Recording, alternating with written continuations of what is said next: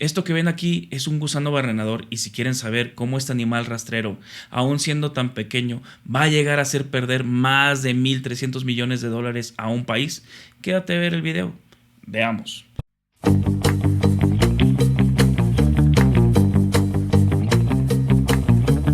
El gusano barrenador Cochleomia omnivorax es la larva de una mosca que parasita animales de sangre caliente, incluyendo ganado, fauna silvestre e incluso humanos.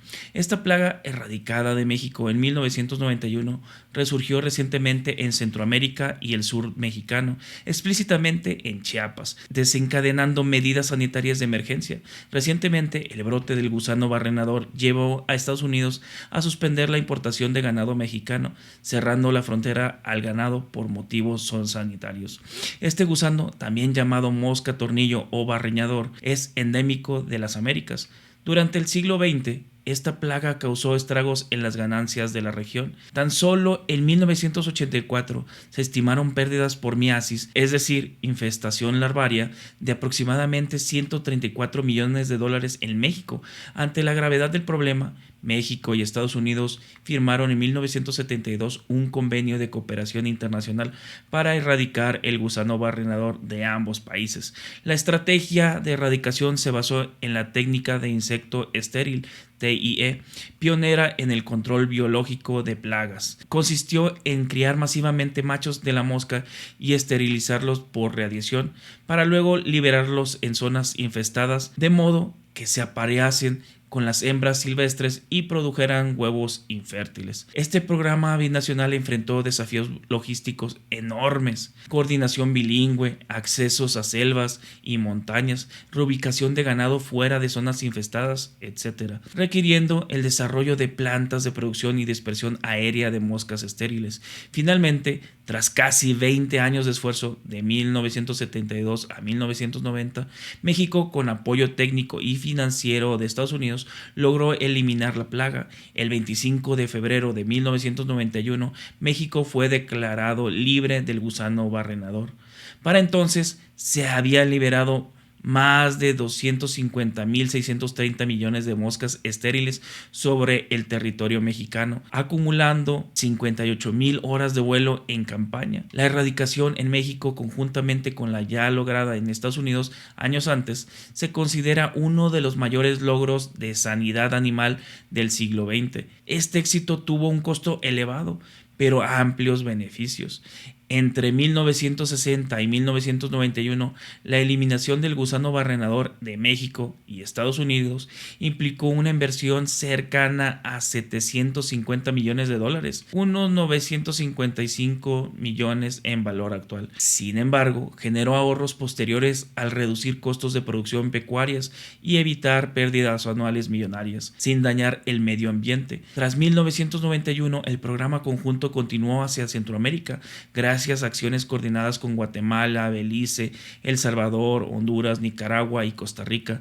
La plaga fue empujada cada vez más hacia el sur. Hacia 2001 se declaró erradicada en América Central. Desde 2006 se estableció una zona de barrera biológica que es el Tapón Darién, ubicado en Panamá, mediante la liberación continua de moscas estériles para impedir la reinvasión desde las áreas endémicas de Sudamérica. Cabe destacar que la mosca del gusano barrenador permaneció restringida tras esas campañas a regiones como algunas islas del Caribe, Cuba, Haití, República Dominicana y la zona tropical de Sudamérica, mientras Norte y Centroamérica disfrutaron de más de 30 años libres de la plaga. De hecho, el programa de erradicación del gusano barrenador es reconocido por expertos como el más exitoso en la historia de la técnica del insecto estéril, al eliminar una plaga nativa desde el sur de Estados Unidos hasta Panamá en unas 3 décadas. Este caso emblemático demostró la viabilidad de erradicar plagas de amplia distribución a través de la cooperación internacional y métodos biológicos innovadores. ¿Y cómo es el ciclo de la vida del gusano barrenador? Pues esta mosca tiene 3 ciclos de vida, típicamente de 3 semanas en condiciones óptimas. Los adultos presentan dimorfismo en su comportamiento reproductivo. Las hembras se aparean una sola vez en su vida, es decir, son monógamas. No como tu tu ex que te puso los cachos con todo el barrio. Mientras que los machos pueden copular múltiples veces. Tras el apareamiento, la hembra grávida busca activamente un hospedero con una herida abierta para depositar ahí sus huevos. A diferencia de otras moscas, no oviposita en tejidos en descomposición, sino exclusivamente en tejido vivo. Suele colocar los huevos en los bordes de las heridas superficiales, mucosas lesionadas o alrededor de orificios naturales del cuerpo. Incluso lesiones minúsculas como una picadura de garrapata, el ombligo húmedo de un recién nacido o pequeñas escoriaciones pueden atraer a la hembra por el olor de sangre. Cada hembra pone en promedio 200 huevos por vez, pudiendo oscilar entre 10 y 500, y a lo largo de su vida, que es entre 10 a 30 días, llega a depositar hasta 3.000 huevos en total.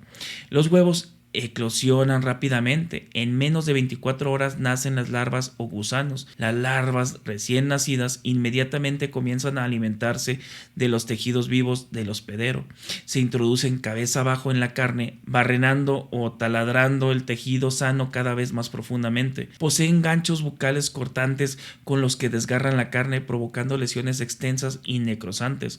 A medida que las larvas se alimentan, la herida se agranda y desprende un olor que atrae a más moscas, generando infestaciones masivas con cientos de gusanos, lo que agrava la miasis progresivamente. Las larvas pasan por 3 estadios de desarrollo dentro de la herida, alimentándose activamente durante 5 a 7 días. Al alcanzar 1 o 2 centímetros de longitud, en estadio L3, abandonan la herida y se dejan caer al suelo. En el suelo, cada larva se entierra unos centímetros e inicia la fase de pupa, dentro de la cual hace metamorfosis a mosca adulta.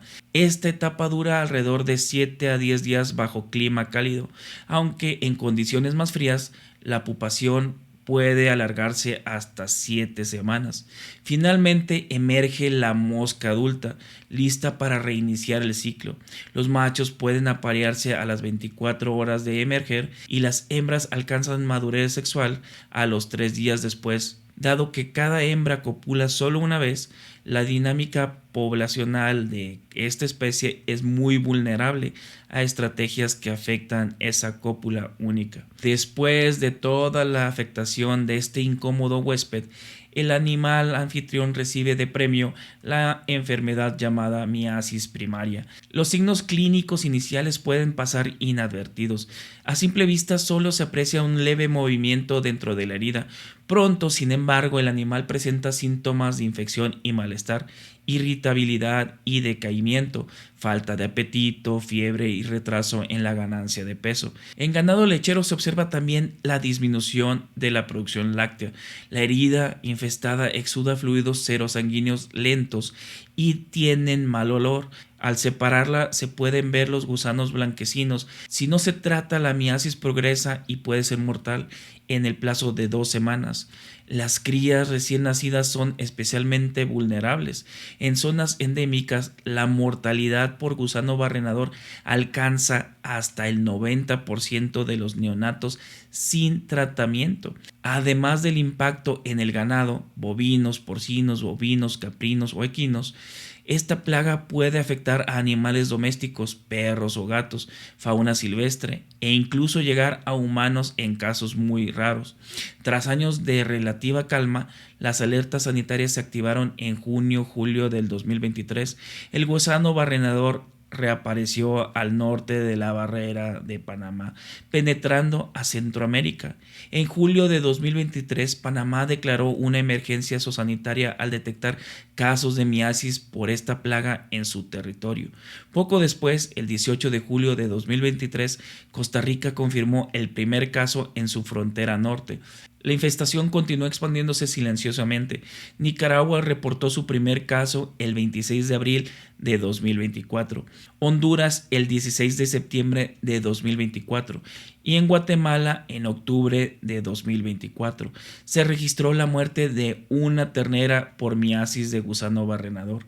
Para septiembre de 2024 las autoridades centroamericanas ya habían contabilizado más de 40,000 animales afectados en Panamá, Costa Rica, Rica, Nicaragua y Honduras. Una propagación inédita que evidenció el colapso de la barrera sanitaria de Darien. Especialistas atribuyeron esta situación a múltiples factores: la deforestación y apertura de nuevos potreros en áreas selváticas que antes eran tapón, el aumento de movimiento informal de ganado a través de fronteras, contrabando desde Sudamérica y posiblemente una disminución en la intensidad de liberación de moscas estériles en la zona fronteriza. En palabras del investigador Pablo Liedo, la barrera en Panamá falló por migración y deforestación. Hubo más ganado cerca de la zona y en 2024 hubo detecciones en Centroamérica. Se anticipaba que no tardaría en llegar a México, como ya ocurrió. En efecto, México confirmó la reintroducción del gusano barrenador en noviembre de 2024.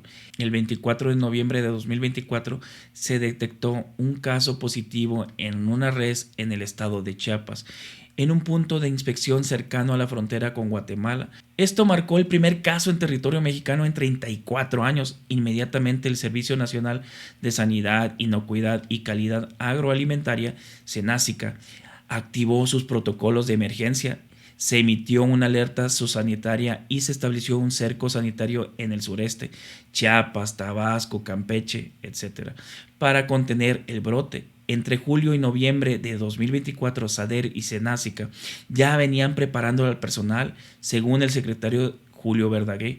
En mayo de 2024 se lanzó una campaña preventiva de capacitación a veterinarios y en julio de 2024 se declaró formalmente el Dispositivo Nacional de Emergencia en Sanidad Animal ante el riesgo latente.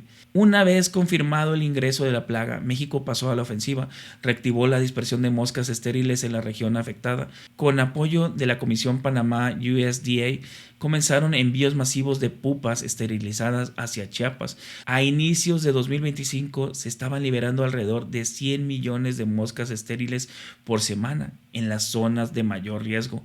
Para abril-mayo de este año, el acumulado se aproxima a 1,000 millones de moscas liberadas en suelo mexicano.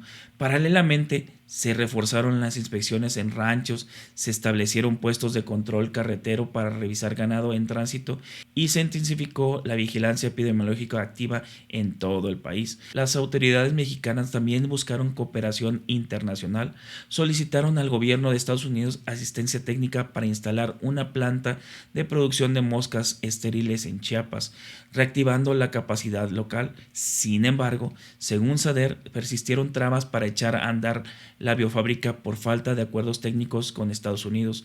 Esta situación generó roces diplomáticos en medio de la crisis, como se detallará más adelante. Entre diciembre de 2024 y los primeros meses de 2025, la plaga se extendió por el sureste mexicano, aunque gracias a los esfuerzos de control no avanzó más allá de la franja tropical. De acuerdo con datos oficiales, entre noviembre de 2024 y abril de 2025 se confirmaron 869 focos de imiasis en animales en 6 estados del sureste. El estado más afectado fue Chiapas, con 487 casos registrados, aproximadamente el 56% del total. Le siguieron Tabasco, Campeche, Quintana Roo, Yucatán y Oaxaca, con decenas de casos cada uno. En Oaxaca, la presencia del parásito se documentó principalmente en animales. Por ejemplo, un caso en un caballo del municipio Matías Romero Avendaño alertó a las autoridades a inicios de 2025. Hasta entonces no se habían reportado contagios en humanos en Oaxaca, aunque el estado reforzó la vigilancia epidemiológica ante la cercanía de la plaga. En Chiapas, desafortunadamente, sí ocurrieron casos en humanos, algo sumamente inusual dada la rareza de la amiasis omnivorax en personas. En marzo de 2025 se detectó el primer caso. Una mujer de 77 años en Acocoyagua, Chiapas, sufrió una caída que le provocó una herida en la cabeza. Sin atención médica temprana, la lesión fue infestada por larvas y le causó una miasis cerebral severa. A pesar de ser trasladada a un hospital de alta especialidad en Tapachula, este caso resultó fatal, evidenciando el potencial peligro para la salud humana. Semanas después, en abril, un segundo caso humano surgió en Chiapas, un hombre de 50 años en Tuzantán, Chiapas, con una herida de mordedura de perro que derivó en miasis. A él se le extrajeron 6 larvas y logró recuperarse tras tratamiento en un centro de salud. Estos incidentes, si bien son aislados, ejercieron presión adicional para acelerar las acciones de control, dado el interés mediático que despertó el gusano come carne en la opinión pública. A medida que ha avanzado 2025, los informes de campo indican que la dispersión de la mosca avanza hacia el norte. Para abril se reportaron brotes en zonas septentrionales del istmo, por ejemplo en Veracruz, Las Chuapas. Se confirmó un caso en ganado a mediados de abril, con 2 casos adicionales en estudio en la región.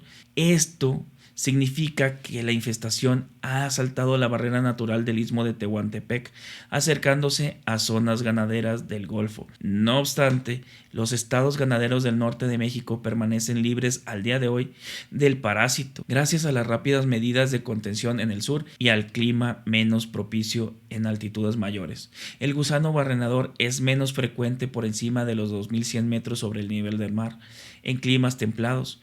De hecho, estados como Chihuahua, Coahuila y Sonora, principales exportadores de ganado, anunciaron que no se había detectado la plaga en sus ganados, aunque exhortaron a extremar precauciones sanitarias y a presionar al gobierno federal por acciones contundentes. Por lo anterior, desde el primer aviso del brote en México, Estados Unidos ha mostrado gran preocupación por proteger su industria ganadera. El gusano barrenador no existe en territorio estadounidense desde hace décadas y su reintroducción podría ser catastrófica. La última vez que esta devastadora plaga invadió Estados Unidos, la industria ganadera tardó 30 años en recuperarse.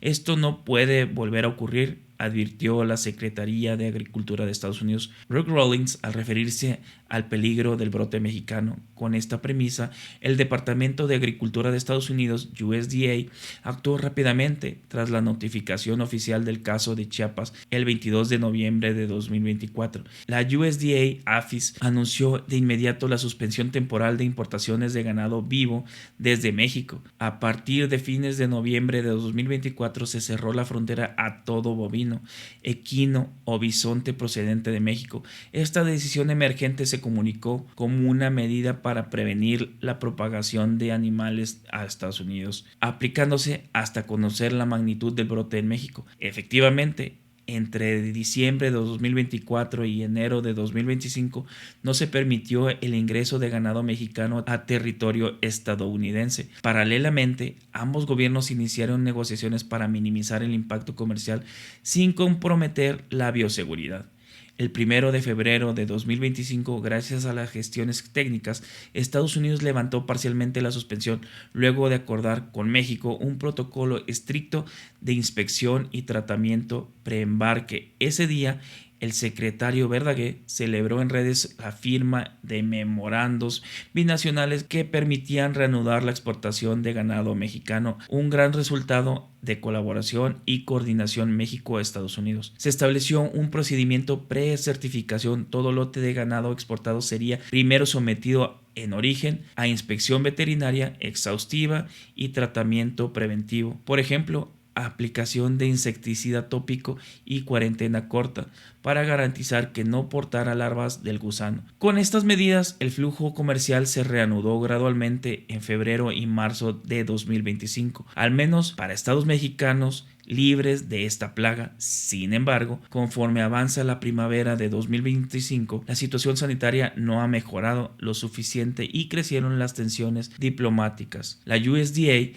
observando la rápida dispersión hacia el norte de México, con casos ya en Oaxaca y Veracruz, a unos 1100 kilómetros de la frontera sur de Estados Unidos, para mayo, endureció su postura. A mediados de abril de 2025, la Secretaría Rawlings envió una misiva oficial a su homólogo mexicano planteando un ultimátum. Si México no intensificaba drásticamente la lucha contra el gusano barrenador antes del 30 de abril de 2025, Estados Unidos volvería a cerrar su frontera a la importación de ganado, caballos y bisontes. En esa comunicación, Estados Unidos exigió además la eliminación de obstáculos que, a su juicio, México imponía la respuesta conjunta, reclamó quitar las restricciones a la operación de aeronaves de la USDA en territorio mexicano y eximir de aranceles aduaneros al equipo estadounidense de erradicación, insumos, piezas para mantenimiento de aviones, fumigadores, etc. Rawlings calificó esas trabas burocráticas como un grave obstáculo para controlar la plaga, instando a México a facilitar plenamente las acciones de emergencia. La respuesta mexicana al ultimátum fue de molestia, pero procurando la negociación. El secretario Julio Verdaguer declaró públicamente que México actuaría con serenidad, colaboraremos y cooperaremos, pero nunca nos subordinaremos. Reiteró que confiaba en llegar a un acuerdo sin necesidad de medidas unilaterales. No obstante, en privado la situación generó fricciones políticas. La presidenta de México, Claudia Sheinbaum, calificó de excesiva la solicitud estadounidense de permitir operaciones aéreas directas de la USDA en territorio nacional. Afirmó que México estaba dispuesto a colaborar en la erradicación, pero sin aceptar imposiciones que lesionaran su soberanía. Algunos analistas sugirieron que la presión de Estados Unidos con el tema sociosanitario tenía un cariz político comercial. De hecho, Rawlings mismo en su carta mencionó que México debía eliminar las restricciones sanitarias, señalando también la aplicación de aranceles onerosos a insumos estadounidenses. México, por su parte, argumentó que Estados Unidos compartía responsabilidad en el resurgimiento de la plaga al operar la única planta de moscas estériles en Panamá y no haber prevenido la falla de la barrera. Así, el asunto del gusano barrenador escaló de un problema técnico a un roce diplomático entre ambos gobiernos. Finalmente, ante la detección de más casos en México en la primera semana de mayo, la USDA decidió actuar. El 11 de mayo de 2025, Brooke Rawlings anunció públicamente vía comunicado y redes sociales el cierre inmediato de la frontera sur de Estados Unidos para la importación de ganado vivo, caballos y bisontes de México. La suspensión sería efectiva de manera indefinida, sujeta a revisión mensual según los avances en la contención de la plaga. En su anuncio, Rawlings enfatizó que si bien valoraba los esfuerzos conjuntos hasta el momento, el avance norteño del gusano barrenador era inaceptable y se requería esta medida drástica para proteger la seguridad alimentaria y la industria pecuaria estadounidense. Recalcó que la suspensión no era un castigo político a México. No se trata de política, es sobre la seguridad de nuestros animales y alimentos, y que la frontera reabriría en cuanto hubiera certeza de control. Rawlings también recordó que Estados Unidos y México ya habían logrado erradicar juntos al gusano barrenador décadas atrás, aunque costó miles de millones de dólares y tomó décadas, y lamentó que esta peligrosa plaga esté de vuelta, representando una seria amenaza actualmente. Ahora bien, con el cierre de la frontera, el ganado mexicano ha desatado repercusiones económicas en múltiples niveles. México es el principal proveedor externo de ganado bovino para Estados Unidos, por lo que la suspensión comercial afectó a miles de productores, acopiadores, transportistas y agentes aduanales dedicados a esta cadena binacional. Las principales afectaciones por sector son productores de ganado bovino, engorda y cría. Los rancheros exportadores fueron los más golpeados. En 2024, México exportó alrededor de 1.2 a 1.3 millones de cabezas de ganado a Estados Unidos, principalmente becerros destetados provenientes de los estados del norte, Chihuahua, Sonora, Coahuila, Durango, Tamaulipas, entre otros. Este flujo representó en 2024 un valor de aproximadamente 1.230 millones de dólares. Con el cierre fronterizo, estos animales dejaron de tener salida al mercado estadounidense, generando un excedente interno de oferta. Productores de zonas exportadores reportaron que el ganado comenzó a acumularse en los corrales, teniendo que continuar alimentándolo sin poder venderlo. Esto aumentó sus costos al prolongarse la engorda y mantenimiento de corrales, y a la vez deprimió el precio local del ganado debido a la menor demanda. Por ejemplo, la Asociación Ganadera de Santiago Tulantepec, en Hidalgo, un estado no exportador tradicionalmente, pero con producción significativa, reportó pérdidas de 9 millones de pesos en la primera semana post cierre por 300 novillos que ya no pudieron enviarse a Estados Unidos. Cada novillo con valor aproximadamente de 30,000 pesos. La industria cárnica y consumidores es otro sector. En el corto plazo, el cierre derivó en una baja de precios del productor mexicano, pero no significa inmediatamente carne más barata para el consumidor. De hecho, según los líderes ganaderos, el primer impacto visible para la población sería una eventual disminución del precio de la carne de res en canal debido a la oferta excedente. Se habló de reducciones de hasta 15% en ciertos cortes de mercados locales de exportación. Sin embargo, esto podría ser temporal si los productores reducen sus ganados por pérdidas. A la larga, la producción de carne podría contraerse. En Estados Unidos, analistas proyectaron una caída en la producción de carne de res en 2025-2026 como resultado directo de la menor importación de bovinos mexicanos para engorda. Menos ganados en los feedlots estadounidenses significa menor sacrificio y potencial alza de precios al consumidor allá en el mediano plazo. De esta manera, el cierre tiene un impacto asimétrico. A corto plazo perjudica a rancheros mexicanos con sobreoferta, beneficiando ligeramente a consumidores locales con carne más barata, mientras protege a rancheros estadounidenses de un riesgo sanitario, pero lo más probable es que se encarezca la carne en Estados Unidos posteriormente. Otro sector golpeado es el transporte y logística.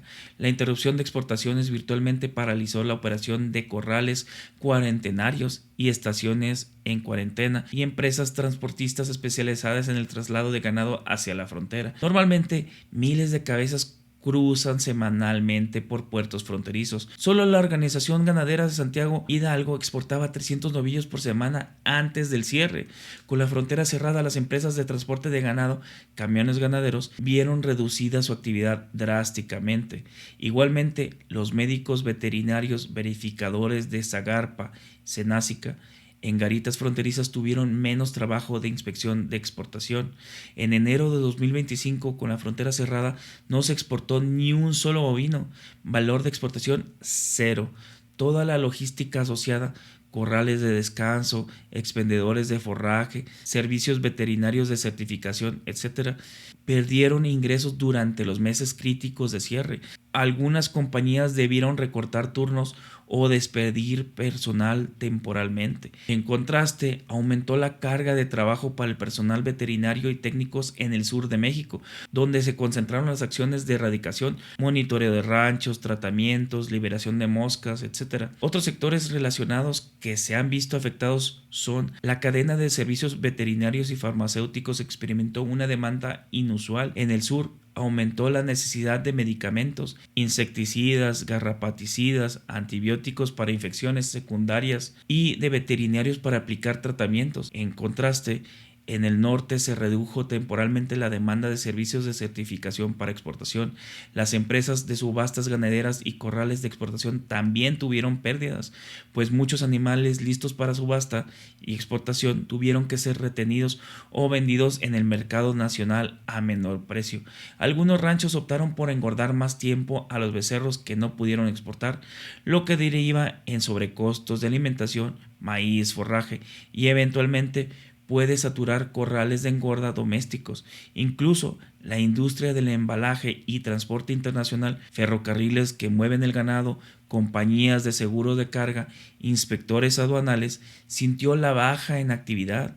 Por último, a nivel gubernamental, las agencias sanitarias de México tuvieron que redirigir fondos de emergencia y personal para atender el brote, postergando quizás otras campañas, por ejemplo, brucelosis, tuberculosis, un costo de oportunidad en la salud animal. En cifras concretas, el golpe comercial es significativo. El Banco de México reportó que en el primer trimestre de 2025, enero a marzo, el valor de exportaciones de ganado bovino cayó 52.3% respecto al mismo periodo del año anterior. Se pasó de exportar 341 millones de dólares en ganado en el primer trimestre de 2024 a solo 163 millones en el primer trimestre de 2025. Especialmente grave fue enero de 2025 con exportaciones prácticamente nulas debido al cierre total ese mes, aunque en febrero 30.7 millones y en marzo 132 millones repuntaron las ventas gracias a la reapertura parcial. La caída acumulada reflejó pérdidas económicas enormes para los productores mexicanos. Por su parte, 2024 había sido un año récord en exportaciones, a pesar de un breve cierre en noviembre-diciembre, alcanzando más de 1.230 millones de dólares en ventas de ganado, el valor anual más alto de la última década. Este impulso se vio truncado bruscamente en 2025. El grupo consultor de mercados agrícolas, que es CMA, estimó que el conflicto podría costar hasta 30 millones de dólares semanales en pérdidas a la industria ganadera mexicana mientras persiste el cierre. Además, advirtió que prolongar la disputa tendría un impacto directo en el precio de la carne para los consumidores de ambos lados de la frontera, dada la interdependencia de los mercados. En el plano social, las organizaciones ganaderas manifestaron que de extenderse la suspensión podrían darse consecuencias graves en el campo, como desempleo rural y migración de trabajadores agropecuarios. Muchas familias en el norte de México dependen de la cría de becerros para exportación. La pérdida de ese ingreso las pone en aprietos. Los gobiernos estatales de Chihuahua, Coahuila, Sonora y otros gestionaron apoyos emergentes para sus ganaderos, a la vez que exigieron al gobierno federal una estrategia clara para eliminar la plaga lo antes posible y restablecer el comercio. El resurgimiento del gusano barrenador nos recuerda de manera brutal la importancia de mantener estrategias preventivas constantes y robustas contra las amenazas zoosanitarias. Esta crisis no es solo un asunto sanitario, es también económico, político y social. México y Estados Unidos enfrentan ahora el desafío de contener juntos esta amenaza, pero también deberán aprender de esta dura lección. En temas de bioseguridad, la cooperación internacional continua es vital y relajar la vigilancia siempre tendrá consecuencias que pagaremos caro. Esperemos que pronto superemos esta crisis y se restablezca plenamente el comercio, aunque las cicatrices financieras seguramente tardarán años en sanar. Pero déjenme saber lo que piensan en los comentarios. Los leo. Thumbs up. Feliz paz.